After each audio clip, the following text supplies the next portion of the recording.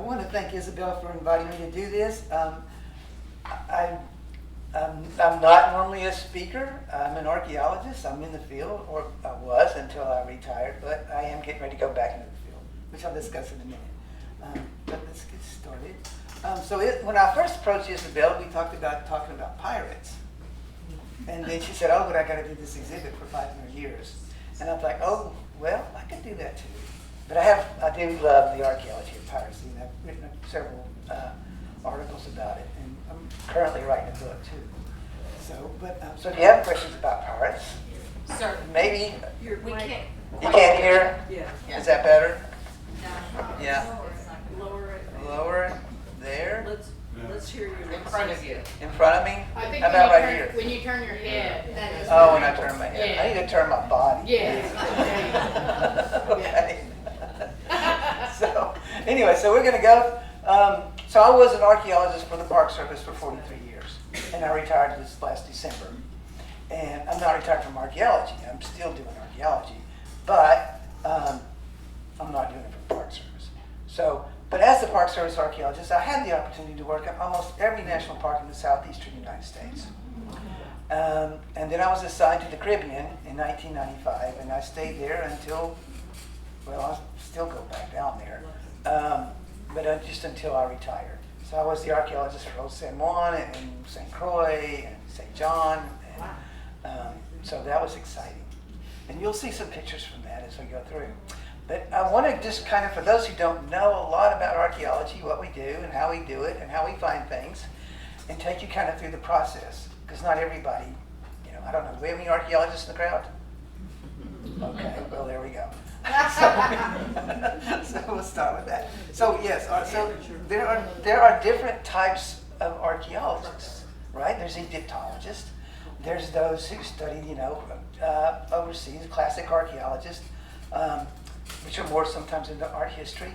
And then there's the ones they're United States archaeologists, right? The ones that work here. And so we have, for instance, historic archaeologists that really primarily just focus on history. And you have those that focus on prehistory.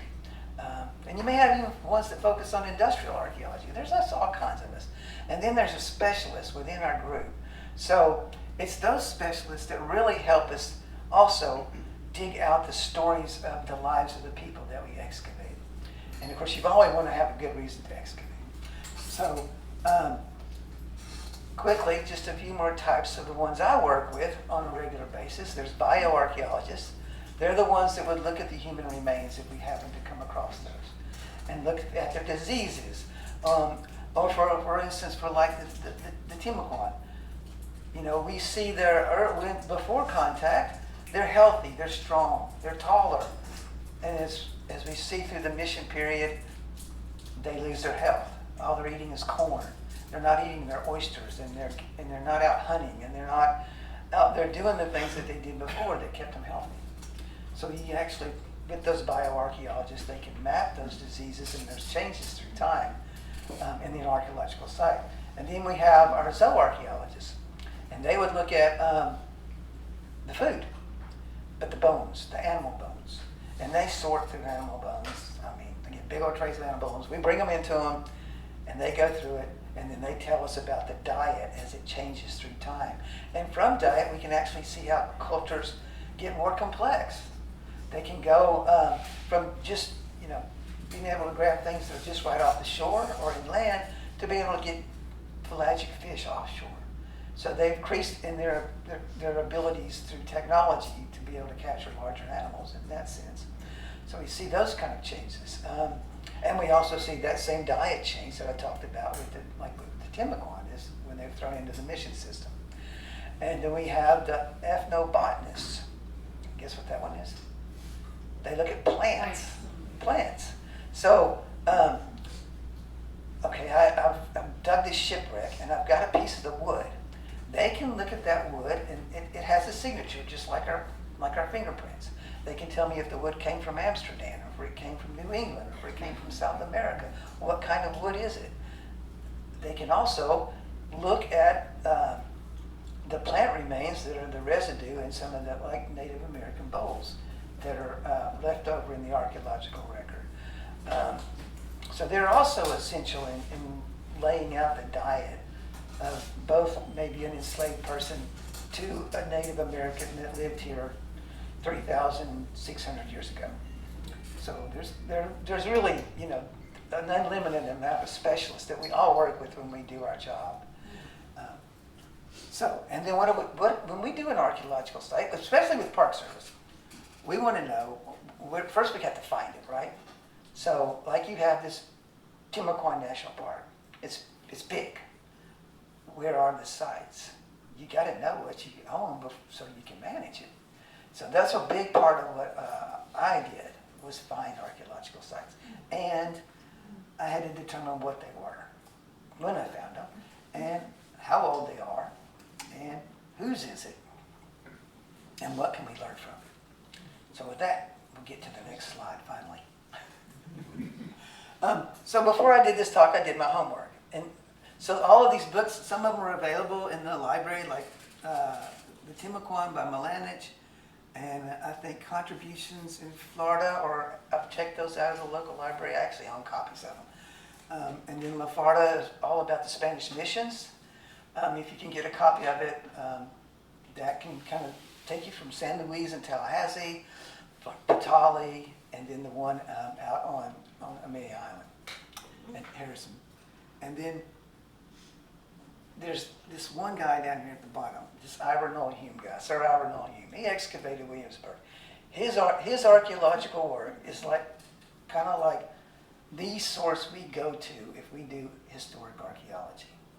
Because he excavated Williamsburg and he got knighted by the Queen before his excellent work there. And he wrote all of these books. And when I first started, I didn't know what this potsherd was. And I'd look through all these pictures and everything was in black and white. And it was just so hard to do it. But Sir Ivor, who I dug with actually at the Lost Colony, has been a great source. So those are books I would recommend if you're more interested after this program to check out. So, survey. So let's say Timucuan needs to find out what's in this area. What do? You lay out grids, long grids, and you start punching shovel tests every 10 meters or 20 meters or however you think you need to just find the sites. And you just do a small hole to see if there's presence or absence of anything there. And that's usually the case for most prehistoric sites, and that's how you would find them.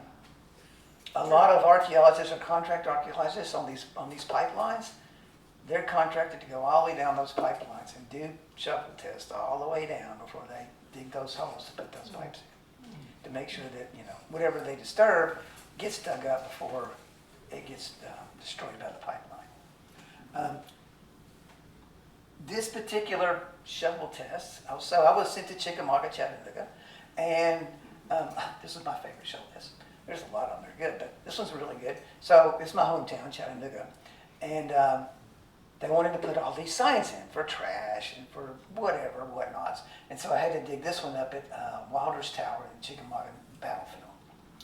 And I dug down and I hit the corner of a house. And lo and behold, what I discovered was a Confederate widow's house who had been, who had not lived there now, and it was taken over by Rosecrans, and this was General Rosecrans' headquarters at the battlefield. So now where do you think the sign is? The sign isn't about trash. It's about this house. So we got to find it underwater too. And there's all kinds of ways we do that.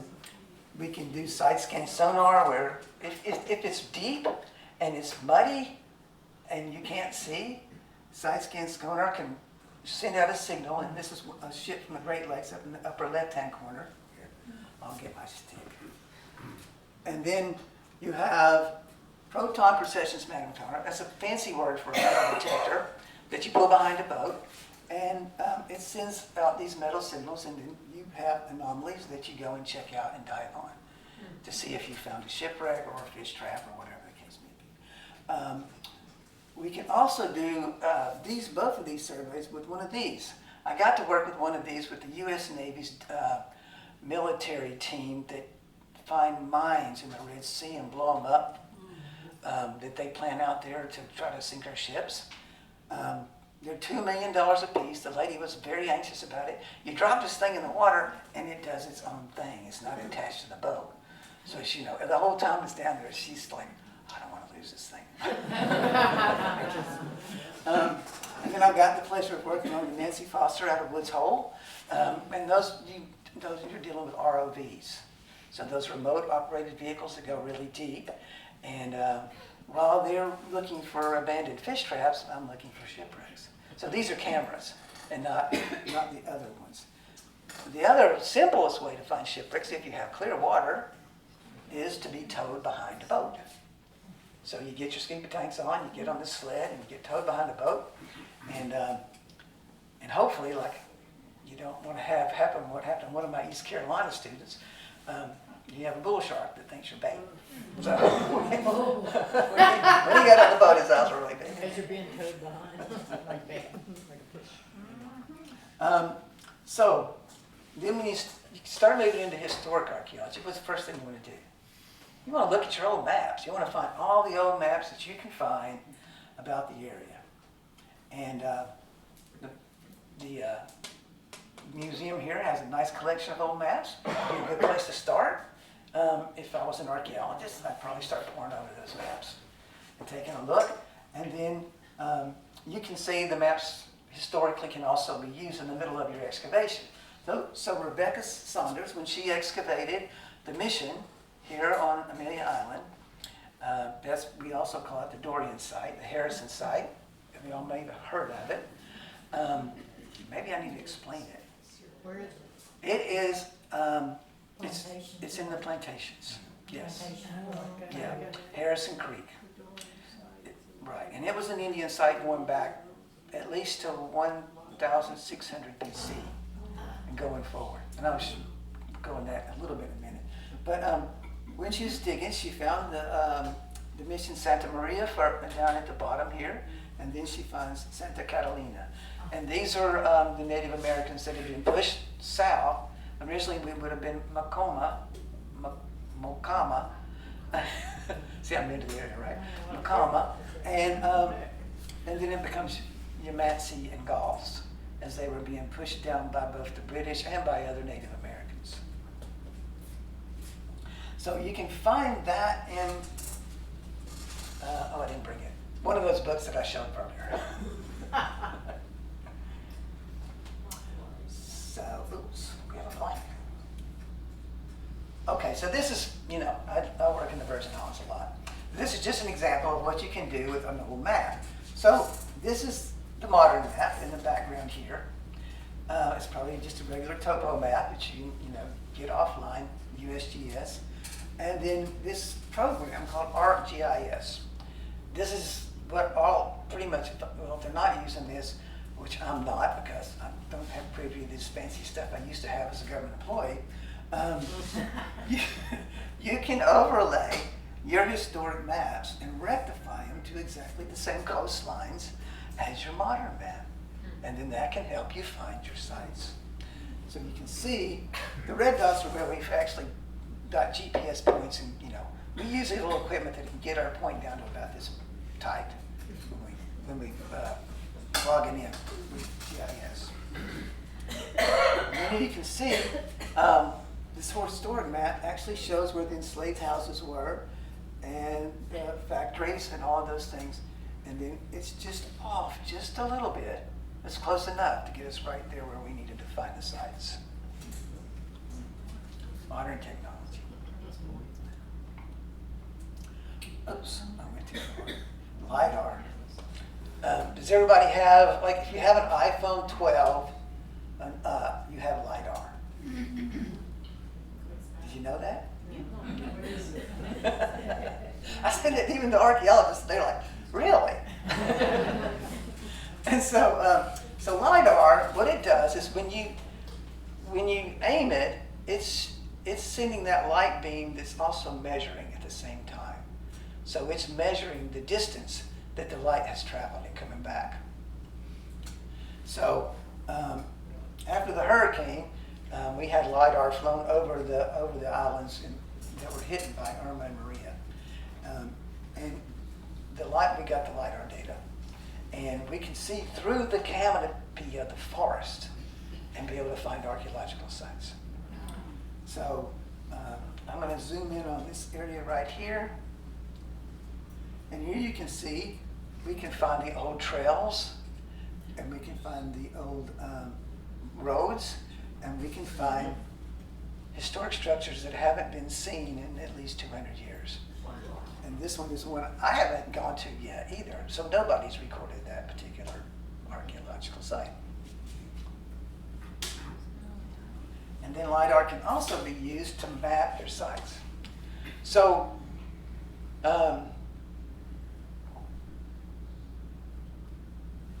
you can take your phone, you can turn on LiDAR, and you can do this as Polycam. This program is Polycam, it's free. And you can literally I did this in like 30 minutes.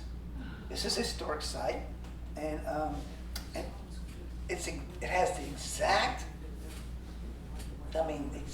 measurements of the building. So I no longer have to pull the tape. Okay. I no longer have to bring a historic architect in and draw the walls, because I have them in 3D. So it just, life would have been so much simpler 20 years ago. I just had this stuff. It can also be used to enlighten things. So this is, you know what petroglyphs are? Yes. Yes, so this is a petroglyph on a rock face that's been carved into it. And using LiDAR, you can bring out the images even better than you can see with the naked eye, because it's measuring that fine distance between that. Okay, how old is it? What is it, and whose is it? I forgot to put the what in there, sorry. And I'm going to use a shipwreck for an example. So when I go back down this winter, I'm going to be excavating this shipwreck. It's a I'm jumping ahead of myself.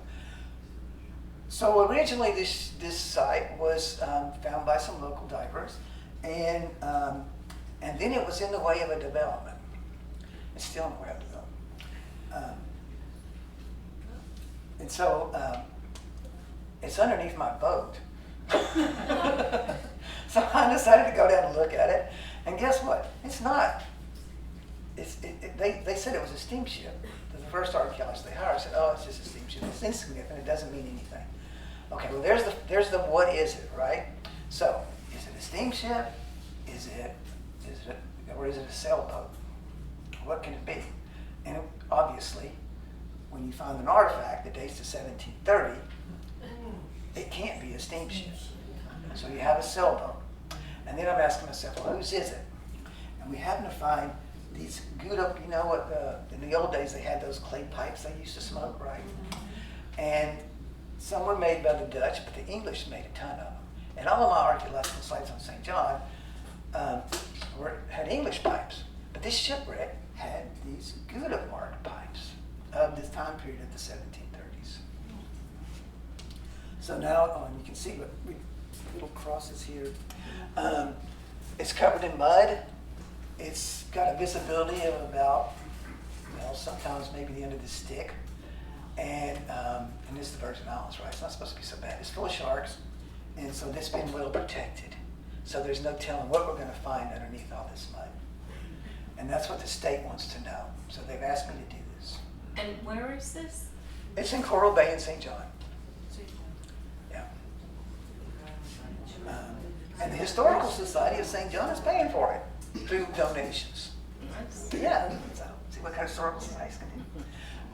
And then I want to talk a little bit about excavation. So a lot of folks think we're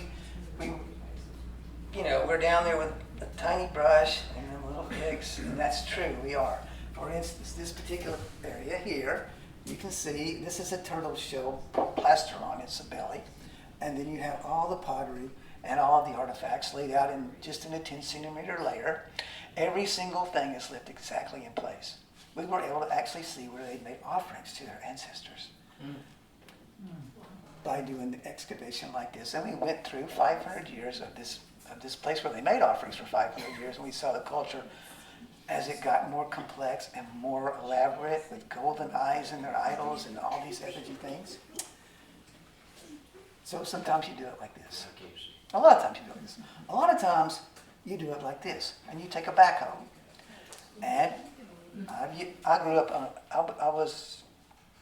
up on construction sites. I put myself through college as a bricklayer. So I know how to drive a backhoe. And you can take a backhoe and you can flip that blade like this, and you can scrim it across, and you can take a little bit off at a time. And when you've got a lot less time to deal with, like that took 3 years for 3 holes, I needed to find the roads for El Moro Fort to be able to recreate the road going to the fort. So I had to do it a little quicker. And where was this? This is El Moro, Puerto Rico, the El Moro Castle, the road leading to El Moro Castle. And then sometimes, this is a bastion, just looking over the El Moro Castle.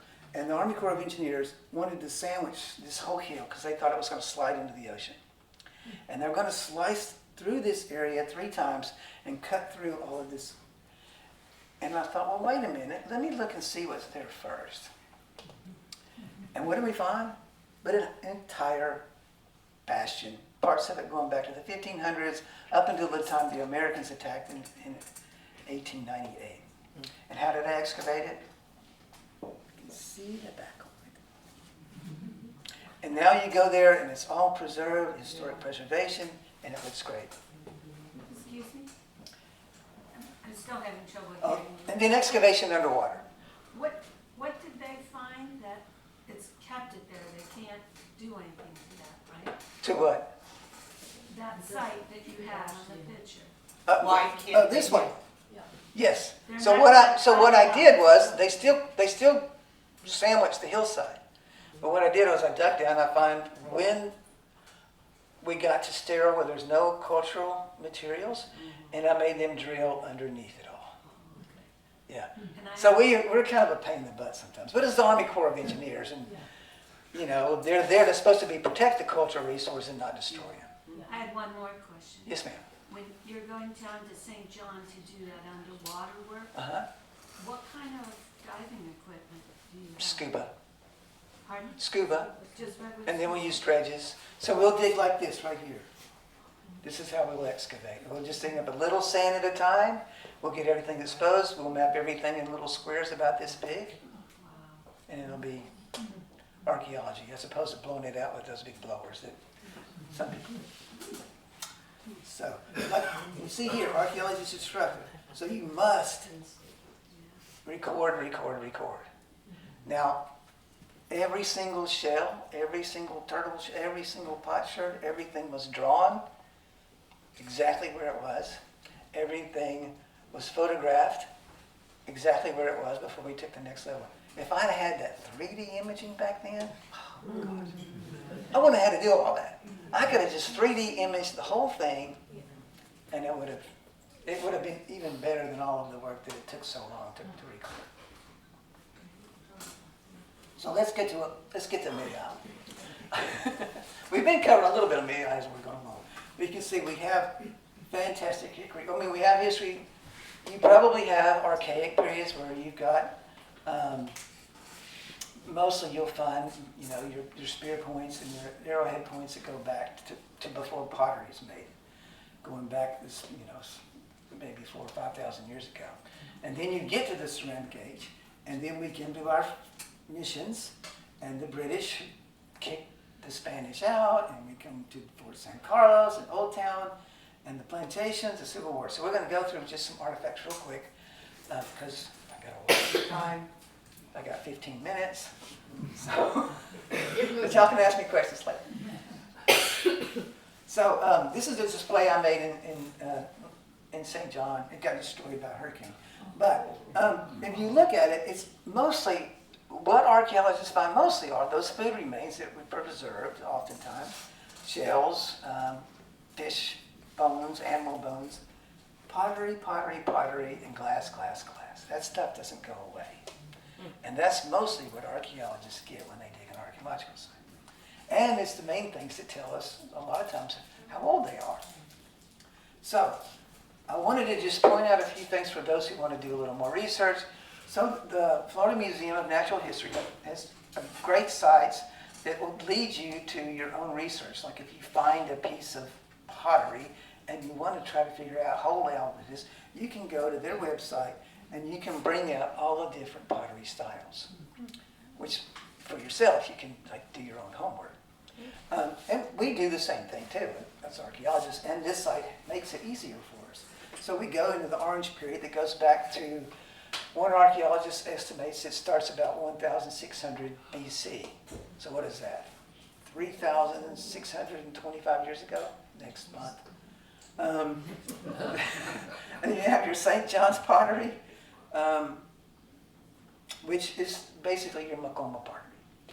And so that changes through time too, from about 700 up into about 1565. So this is the pottery that would have been associated with the Native Americans that would have been here before the missions. And they first incorporated the missions, but by 1763, there's not a single Timucuan Indian left in the United States.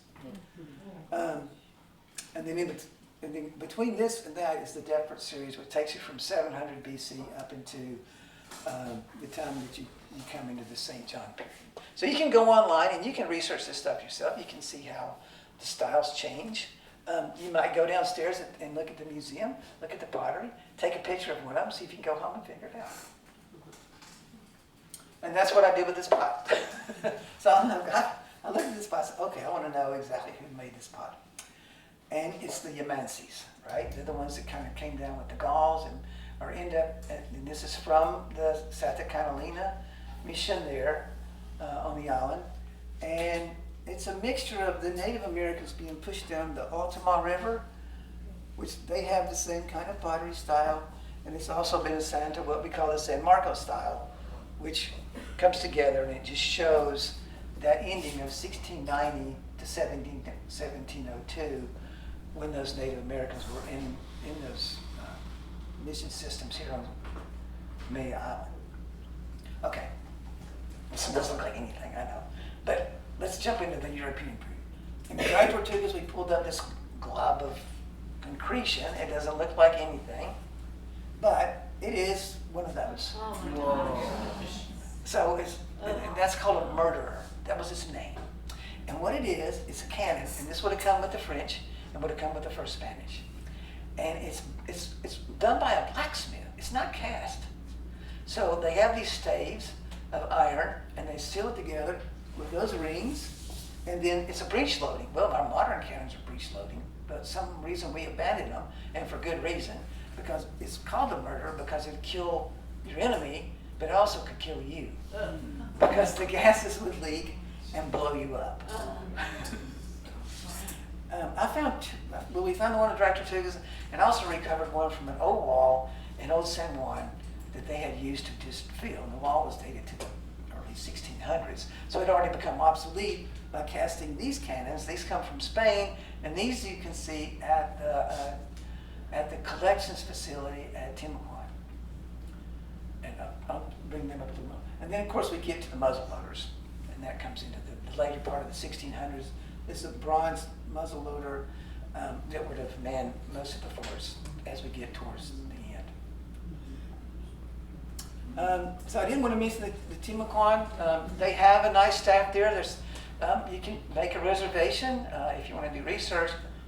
Well, they probably would let you just come and take a look at some of the collections that they have there. But you can call the park. The resource manager, our chief archaeologist there, his name's Stephen Kidd. He's a direct descendant of Captain Kidd. And I live on Captain Kidd. You do? Yeah. Just a little bit back. Are you in Pireswood? Yeah. So where is this exactly? It is in Timucuan, Ecological Reserve, the historic ecological. Where is it? It's the one towards, you just go over you go to Talbot and you go over the bridge and you're almost right there. Okay. Near Fort George? Yes, it is Fort Or near George. the fair? And it is, Timucuan also has what?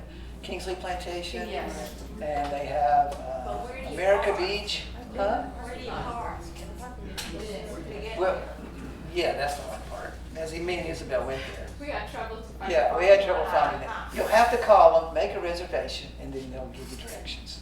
And where you drive into, it says do not enter. So you have to have. So when you see that sign.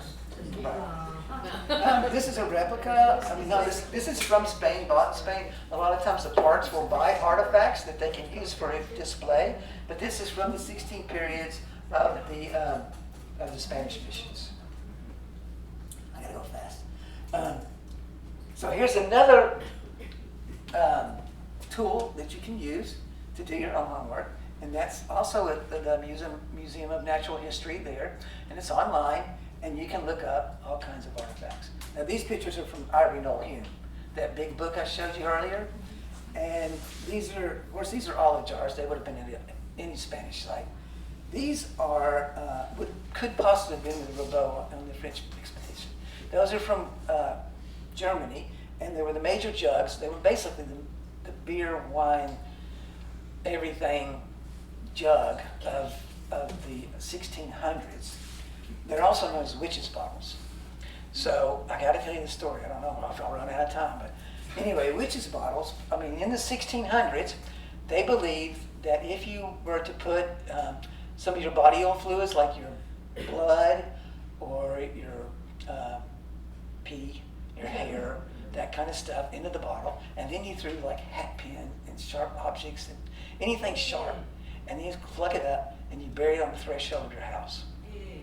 Kill witches.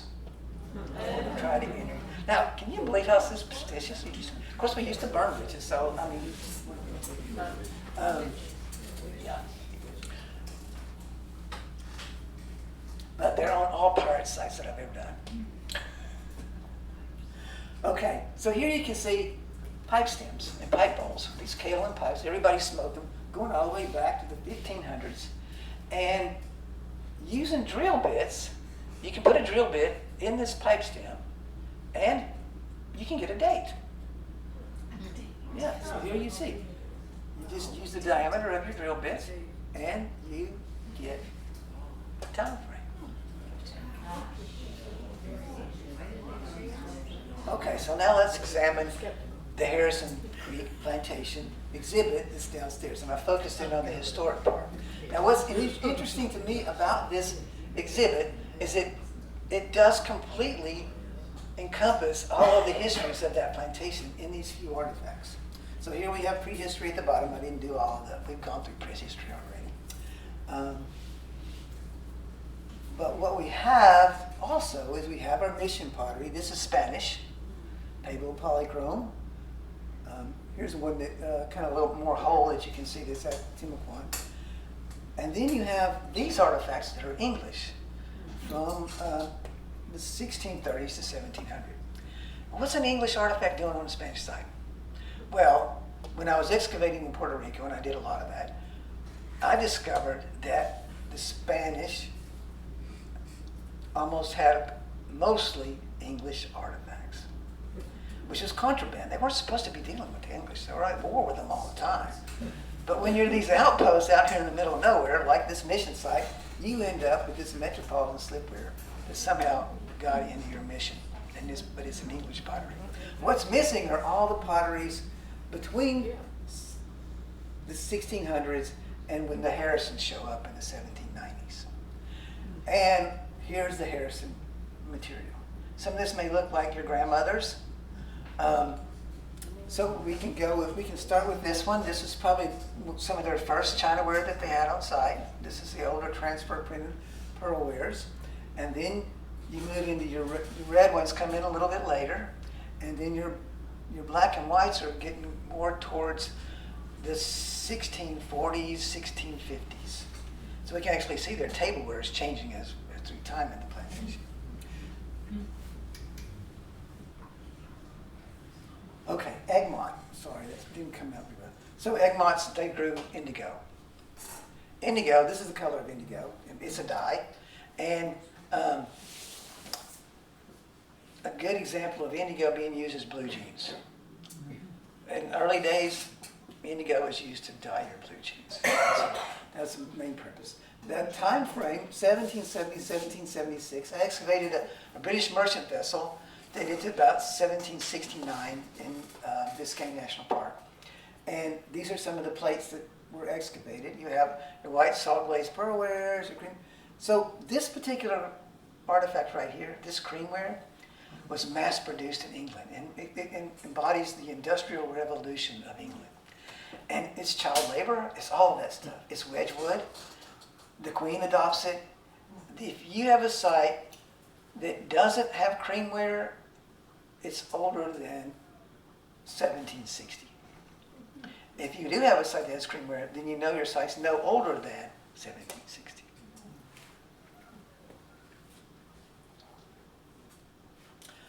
Here's the plantation. So we've gone over, I just happened to find one plate that sort of kind of matches the one that they had in their collection.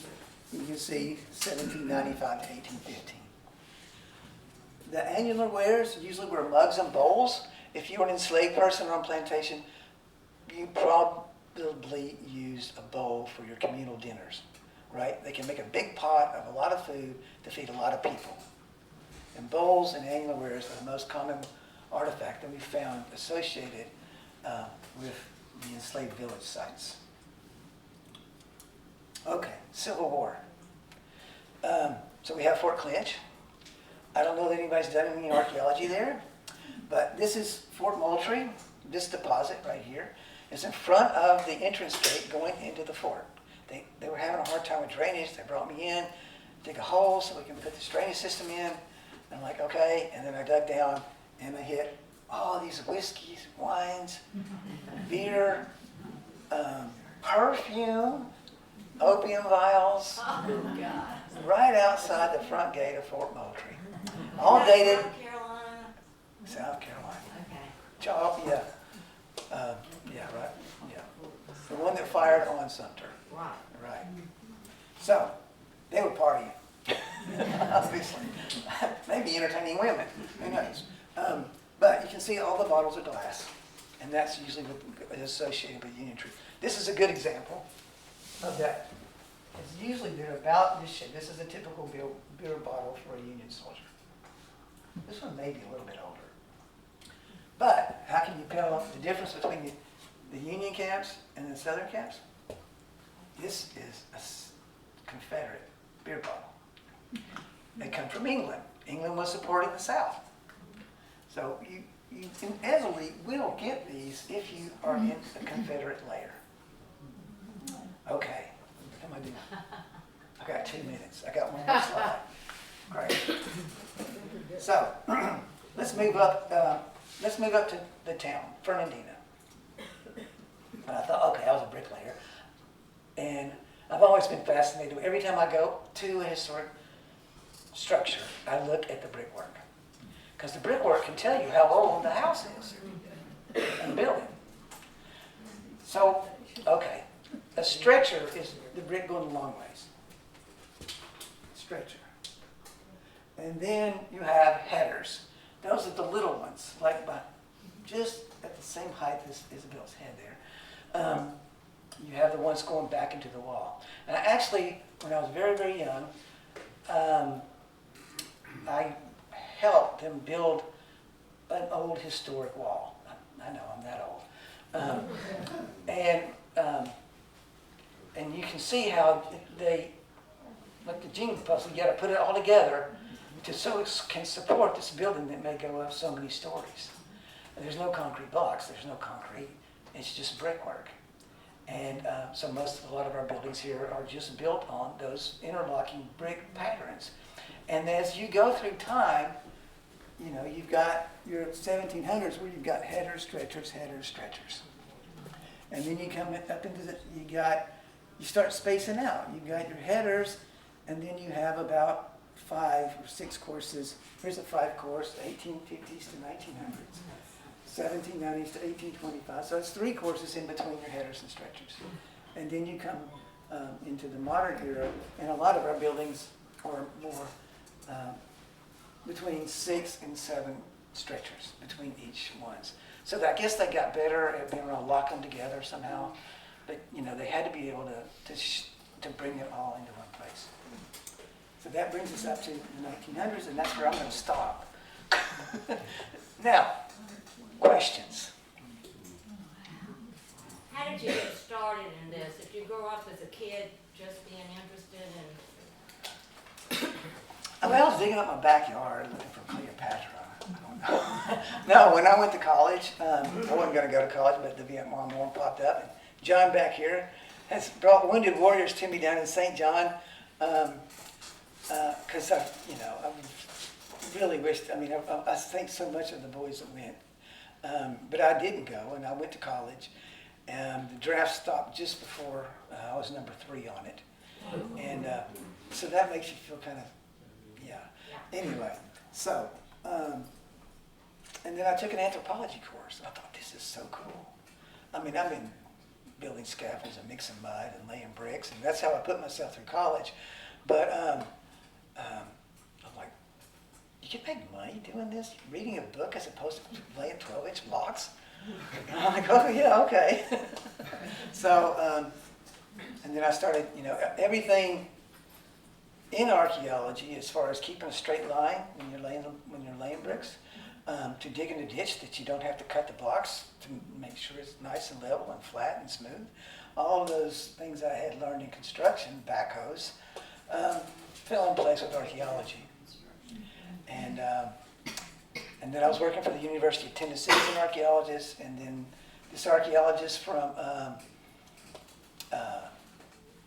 Tallahassee for the Park Service came through, and they had an underwater archaeology program. And I'm a butterflyer, and I'm like, that's what I want to do. So I went down there. I lived in Panacea, where we have a house that sits on an Indian temple mound. So go figure, right? And waited out in-state tuition, going to classes at night, and then starting to work for the Park Service and going to school. And so for 43 years, I worked for the Park Service. And that's pretty much how it all came about. And I was just curious, 2 related questions. What is the oldest find you personally had, and what find of yours in your career do you consider your greatest find? Oh, that's a lot. One of the oldest would probably be a spear point that I found. We were digging at Charles Pinckney's house, and actually was able to find his original house underneath the other house while we were moving asbestos. That one was really old. It was a Simpsons point. That goes back 10,000 years. Probably the most important site I excavated when I showed you that turtle plasteron. So we went through 500 years of where they came and made offerings to their ancestors. And so I was able to map out the Taino culture as it developed in the Virgin Islands. So as it got very more complex, we found golden eyes, we found all these effigy faces. This is one, this is stone, and how they dealt with going into the underworld, and how they also dealt with their rock art. And yeah, that was special. Modern pyramids. Yeah, that was a really special. You mentioned maybe a tribe that starts with the letter M. Mentioned what? Macoma? Oh, Who are yeah. they? I don't know. Those were the Native Americans that were here between St. Augustine and up to it goes up towards Savannah, all the way up that way. Here in Georgia. Yeah, and they were part of the Timucuan speaking people. Yeah, so they're our local tribe before before European contact. Yes, sir. Ken, I was driving through down south, Big Talbot Island, and I heard that they had discovered some goods that had actually originated in the Rocky Mountains. Is that accurate, and how would that happen? It's not surprising. friend just emailed me the other day that they found an obsidian that would have come from all the way out west, and it was in the Smoky Mountains. Okay. So they did trade. They did trade. Would that be tribe to tribe, or would somebody say, honey, I'm gonna be back in 3,000 sleep? Well, I think it's all who you know, right? It's how much who you know. Yeah. Sometimes it's not captured in a nice way. I mean, these people, they had a lot of fights. I mean, they were constantly fighting for resources from one chief to the next. So the main chieftain that was there at the mouth of the St. Johns River, he had 30 other small chieftains that were under him that he knew he didn't have to worry about having to go to battle with. But there would be other chieftains that would come into your territory, would want your resources, and then you would go to war with. So it wasn't always peaceful. Okay, in your archaeology group, the professional group of archaeologists, do you ever run into Survey and the Big Talbot dig, any of the Keith Ashley dig? So I know of Keith Ashley and his work he's doing. I have not dug with him. I am working with Timaquan, looking at maybe getting the LiDAR up and going and seeing what maybe we can find Port Caroline with that LiDAR. Yeah, I'm not making any promises. And I'm not in the government, but I'm here to support them any way I can. I use it a lot, and we found a lot of sites with it, but they haven't plugged it in yet, and they're in the process of doing that. And they're actually just last week we're pulling probably magnetometers and side scan sonar in the St. Johns River. So they're actively doing archaeology there, and they're working with Keith and other archaeologists as well. And I volunteer for them if they want me to. Yes, ma'am. How big is the department or the group, your archaeological group in Florida, in the U.S., in the Forest Service? And the Park Service, so the Park Service probably, as a government agency, employs more archaeologists than any other agency. If you think about it, look at what we're protecting. We're protecting all those historic sites and Native American sites across the United States. Park Service also sets all the guidelines and rules for proper archaeology. They're all written down in legislation as to how you approach and do an archaeology and who's a certified archaeologist to do the work.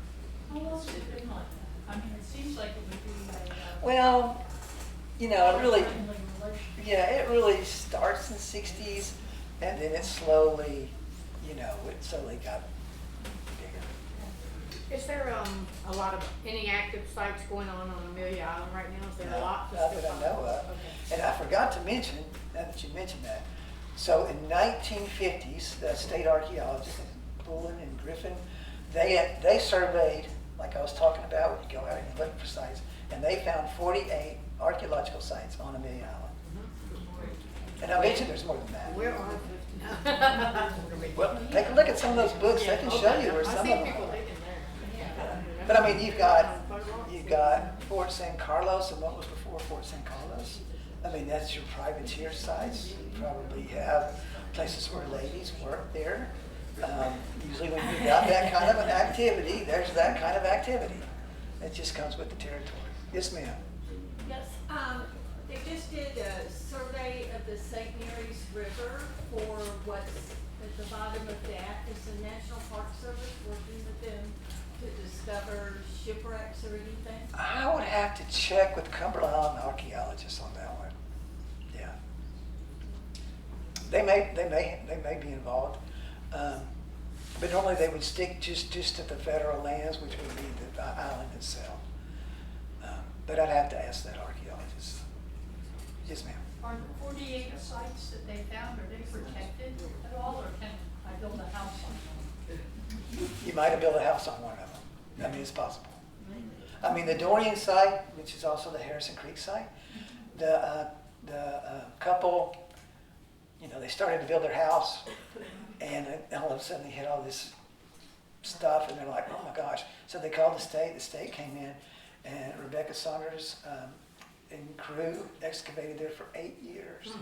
And they found all these bodies buried underneath the church, and they didn't build their house there. So that's good. I mean, Did they get reimbursed for that? Just curious. they could have still built their house. Okay, they could have still. Okay. I mean, that's one reason why sometimes archaeologists have to mitigate those kind of impacts. And it's up to you as a private owner if you want that to happen.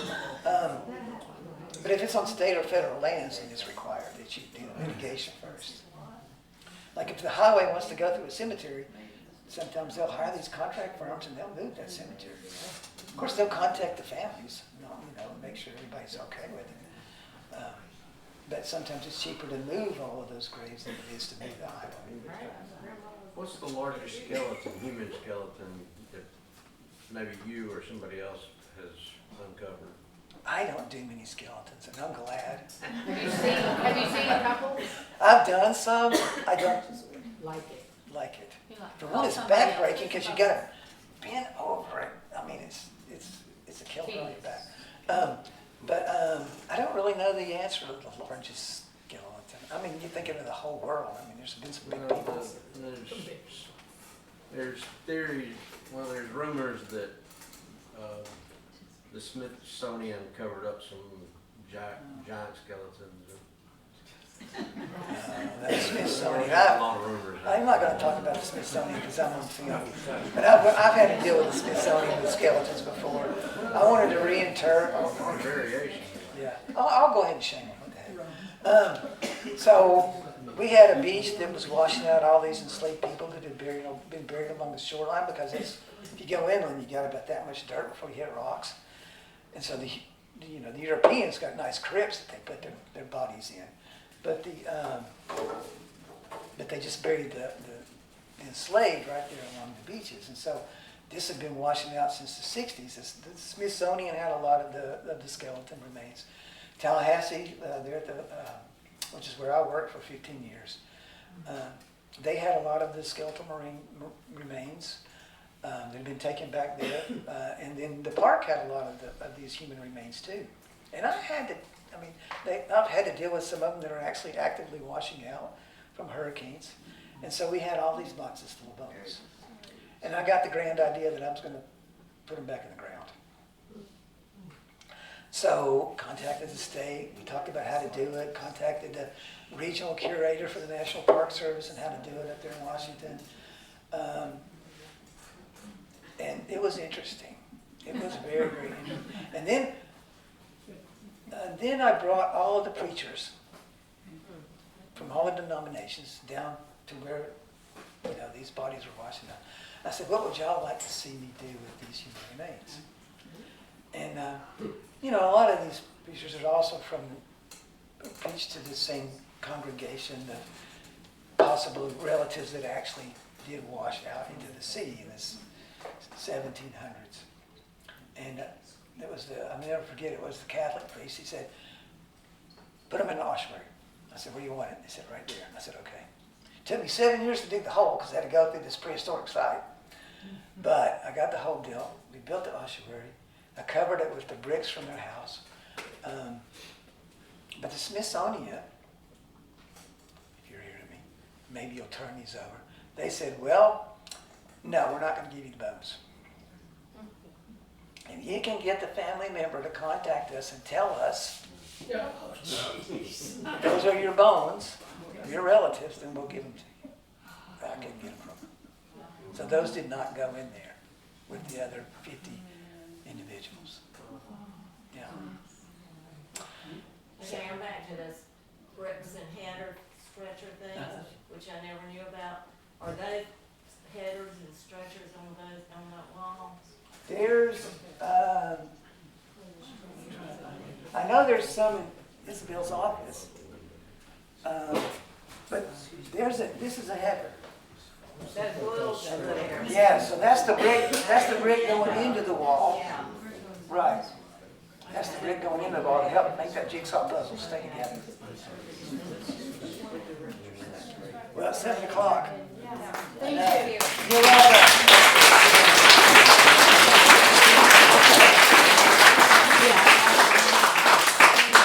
Oh, I have a few artifacts, real quick. I know we're out of time, but this is a bottle that would have been used by pirates in Guyana. Here? No, Gone. this would be those loggers, but they would have been on all pirate ships for the most part from the 1680s. So this bottle dates the 1680s. This is a reproduction that I brought because I needed to talk about northern beer bottles. But this one actually, if you're watching Outliner, this is one of their props. And then if you just want to like actually touch and feel, Tim McCorn let me have a few artifacts. This is a piece of pearlware. This was a really significant, another one of those like the creamwares I showed you, that when this comes out by England, if you have pearlware, your site dates after 1780. Because it floods the whole world. It explodes everywhere when the British Empire explodes. And then this one is when I was stationed in San Juan, they were remodeling the second oldest church in America, built in the 1520s. And they decided to rip out the floor that Ponce de Leon would have put in. It was buried there underneath the church in the catacombs. The same guy that came through here, he probably walked on this tile. So I bought the tile for $50, and just in case they ever wanted to put it back down on the floor, I'd have it for them. That's that. Yeah. So, and this is just a copy of Sir Ivor Noel Hume's book. If you wanted to get a smaller version, when I was working with him at the Lost Colony, which was, I can tell you stories about that. But you can go through here, and you can go through a simpler way of, going through knives as they change through time, buttons as they change through time, models as they change through time. All of those things you can find in this book. Of course, this one's falling apart, but it's signed by Ivor. He's dead now. Thank you very much. Yeah.